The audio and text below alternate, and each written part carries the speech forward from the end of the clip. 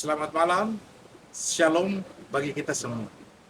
Salam sejahtera bagi kita para penonton setia program channel multimedia GKI Patamalan. Izinkan kami memperkenalkan diri, nama saya Penatua Stephen Sasaboni. Saat ini kami dipercayakan untuk ada dalam program Renungan Efata Malam. Untuk itu saya mengajak kita semua untuk tenangkan hati dan pikiran kita, untuk sama-sama mendengarkan Renungan Efata. Oleh karena itu saya mengajak kita untuk ada dalam doa pembukaan dan doa pembacaan Alkitab. Untuk itu, mari kita berdoa. Segala puji syukur kami naikkan kepadamu ya Tuhan atas kasih Tuhan, penyertaan Tuhan dalam kehidupan kami. Kami berterima kasih Tuhan sampai saat ini kami masih ada itu karena campur tangan-Mu ya Bapa.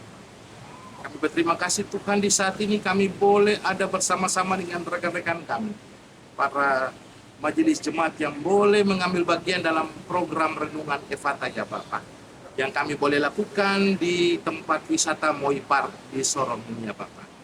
Kami berterima kasih Tuhan karena semua kebaikan yang Tuhan boleh berikan di tengah-tengah kehidupan kami, terlebih khusus di tengah-tengah tempat wisata yang saat ini kami boleh lakukan program renungan harian di tengah-tengah tempat rekreasi Moi Park di sini ya Bapak. Tuhan kiranya memberkati semua kru dan karyawan maupun pimpinan dalam Moi Park ini ya Bapak, supaya senantiasa mereka diberkati ya Bapak. Pimpin dan sertai kami terus ya Bapak dalam setiap program Renungan Efata di malam hari ini. Dalam nama Yesus kami berdoa. Amin. Selamat malam para penonton setia channel multimedia yang diberkati Tuhan. Pembacaan firman Tuhan di malam hari ini terdapat dalam perjanjian baru, yaitu Korintus 1 ayat 18 sampai dengan ayatnya yang ke-25. Dengan perikop hikmat Allah dan hikmat manusia. Sebab pemberitaan tentang salib memang adalah kebodohan bagi mereka yang binasa, tetapi kita yang diselamatkan, pemberitaan itu adalah kekuatan Allah. Karena ada tertulis, aku akan membinasakan hikmat orang-orang berhikmat, dan kearifan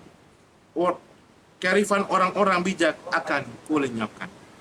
Di manakah orang-orang yang berhikmat? Di manakah ahli Taurat? Di manakah pembantah dari dunia ini?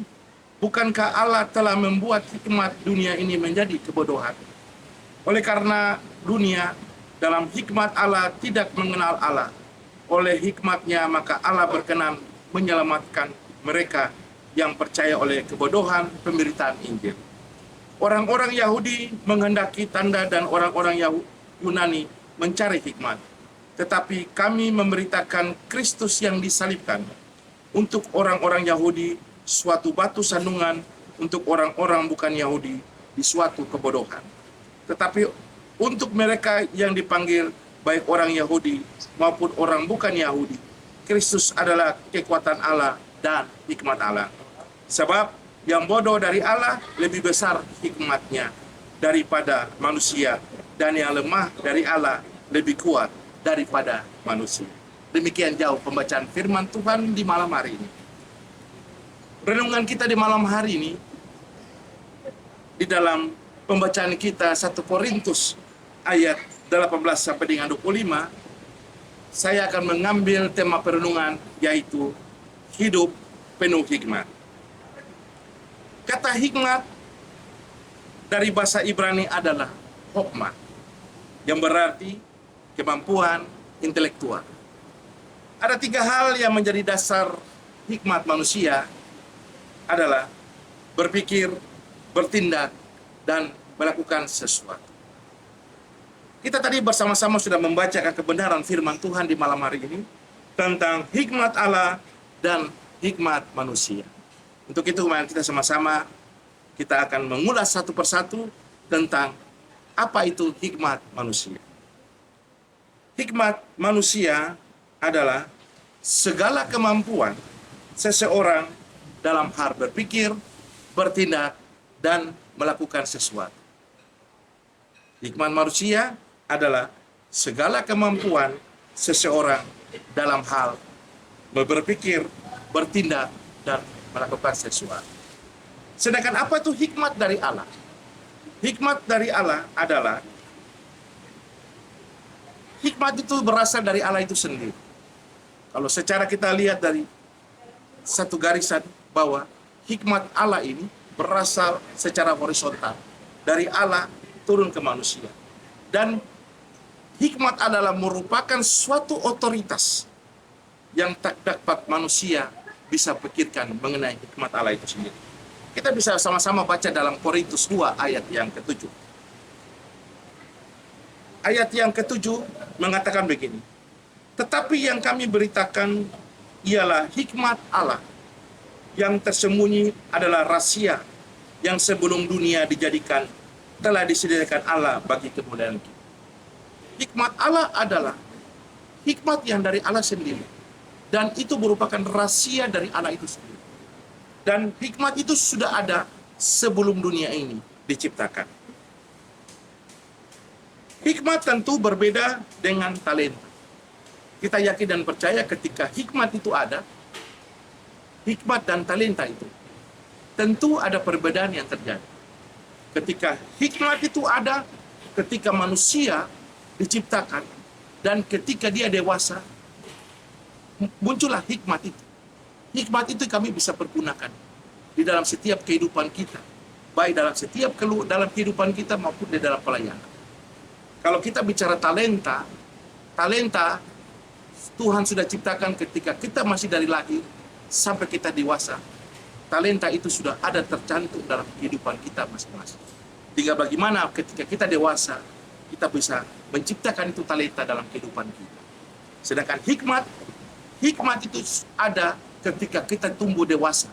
Dan hikmat itu boleh ada ketika kita dewasa.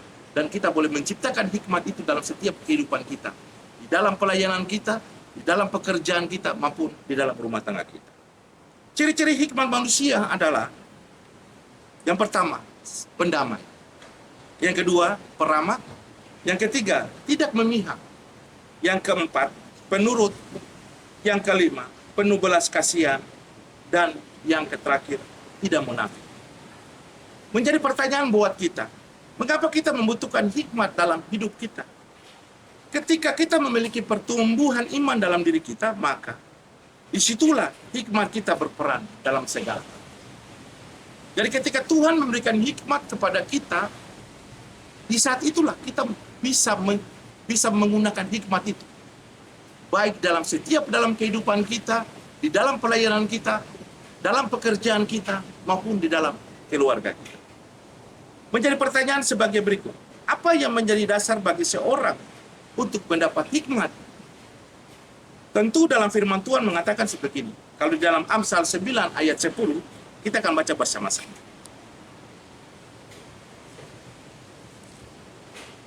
Amsal 9 ayat yang ke-10 mengatakan begini. Permulaan hikmat adalah takut akan Tuhan, dan mengenal yang Maha Kudus adalah pengertian. Yang pertama bahwa ketika dalam firman Tuhan mengatakan dalam Amsal 9 ayat 10, takut akan Tuhan, tentu kita memiliki iman yang kuat. Yang kedua, kita menaati dan menghormati dan memuliakan Tuhan dalam segala hal. Kemudian yang ketiga, kita harus bertobat. Karena jelas ketika hikmat itu ada, maka tentu kita memiliki iman yang kuat. Yang kedua, kita menaati, menghormati, dan memuliakan nama Tuhan dalam segala hal. Dan yang ketiga, kita sebagai manusia penuh dengan dosa, oleh karena itu kita harus bertobat. Hikmat memiliki tiga sumber, antara lain, yaitu pertama, firman Tuhan. Yang kedua, memperoleh hikmat dari Tuhan. Dan yang ketiga, belajar dosa dari kesalahan yang selama ini kita lakukan. Persekutuan renungan Efata atau pemirsa Efata yang diberkati Tuhan. Bagaimana mengimplementasikan hikmat dalam persekutuan kita, dalam pelayanan kita? Yang pertama, kita selalu aktif dalam setiap kegiatan kerohanian. Dalam peribadatan, kegiatan sosial, dan kegiatan lainnya yang membutuhkan itu hikmat dari Tuhan. Menjadi kesimpulan kita di malam hari ini bahwa bagaimana menerapkan hikmat dari Tuhan adalah setiap pelayanan rohani, baik pribadi dan dalam kebersamaan di dalam persekutuan. Oleh karena itu, hikmat mengajarkan kita untuk bagaimana kita bersama-sama bergandengan tangan. Artinya dalam bergandengan tangan ini, bukan kita saling berpegang tangan, tetapi ada pepatah mengatakan, berat sama dipikul, ringan sama dijinjing. Apabila ada sesuatu yang sangat berat, kalau kita melakukan bersama-sama, disitulah hikmat Tuhan itu muncul. Kemudian, satu hati melayani itu. Kalau kita bersama-sama melayani Tuhan bersama-sama, disitulah hikmat itu bekerja dalam kehidupan kita hari lepas hari. Kemudian yang ketiga, kita saling mendukung dalam satu dengan yang lain. Ketika kami bersama-sama di dalam satu persekutuan, perlu kita saling mendukung satu dengan yang lain. Kemudian yang keempat, menghargai satu dengan yang lain. Disitulah hikmat kita muncul. Ketika kita ada hikmat kita muncul, disitulah kita bisa menghargai siapa yang lebih tua dari kita, siapa yang lebih muda daripada kita. Disitulah hikmat kita yang selama ini Tuhan berikan, kita bisa peran aktifkan dalam setiap pelayanan kita.